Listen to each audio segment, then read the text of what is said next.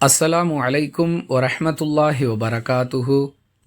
தினமும் ஒரு ஹதீஸ். நான் ஒரு முறை ஒரு மனிதரை திட்டிவிட்டேன். அவருடைய தாயையும் குறை கூறிவிட்டேன். இதை கவனித்த ரசூலுல்லாஹி ஸல்லல்லாஹு அலைஹி வஸல்லம் அவர்கள், அபூதரே, ஏன் அவருடைய தாயை குறை கூறினீர்? இவ்வாறு செய்ததன் மூலம் இன்னும் அறியாமை காலத்து பழக்கம் குடிகொண்டிருக்கும் மனிதராகவே நீர் இருக்கிறீர். உங்களுடைய அடிமைகள் உங்களுடைய சகோதரர்களாவார்கள். அல்லாஹுவே அவர்களை உங்கள் அதிகாரத்தின் கீழ் வைத்திருக்கிறான்.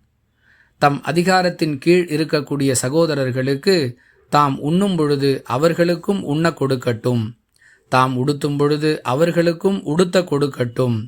அவர்களுடைய சக்திக்கு மீறிய பணிகளை அவர்களுக்கு கொடுத்து அவர்களை சிரமப்படுத்த வேண்டாம். அவ்வாறு செய்வதாக இருந்தால் அந்த பணிகளில் நீங்களும் அவர்களுக்கு உதவியாளர்களாக ஆகிவிடுங்கள் என்று அல்லாஹுவின் தூதர் ஸல்லல்லாஹு அலைஹி வஸல்லம் அவர்கள் கூறியதாக அபூதர் ரலியல்லாஹு அன்ஹு அவர்கள் அறிவிக்கிறார்கள். நூல் புகாரி, ஹதீஸ் எண் 30. அன்பிற்குரிய அல்லாஹுவின் நல்லடியார்களே, ஒரு முதலாளி தம் தொழிலாளியிடம் எப்படி நடந்து கொள்ள வேண்டும் என்ற இதுவரை உலகில் யாருமே சொல்லாத ஓர் உயர்ந்த இலக்கணத்தை அல்லாஹுவின் தூதர் ஸல்லல்லாஹு அலைஹி வஸல்லம் அவர்கள் கற்றுக் கொடுக்கிறார்கள்.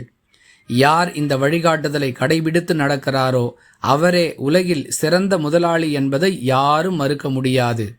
மனித வாழ்வின் எல்லா அம்சங்களுக்கும் வழிகாட்டக்கூடிய இஸ்லாமிய மார்க்கம் முதலாளி தொழிலாளி உறவு மேம்படுவதற்கும் வழியை சொல்லித் தருகிறது என்பதற்கு இந்த ஹதீஸ் மிகச்சிறந்த ஆதாரமாக விளங்குகிறது. வாஹிரு தஅவானா அனில் ஹம்துலில்லாஹி ரப்பில் ஆலமீன். அஸ்ஸலாமு அலைக்கும் வரஹ்மத்துல்லாஹி வபரகாத்துஹு.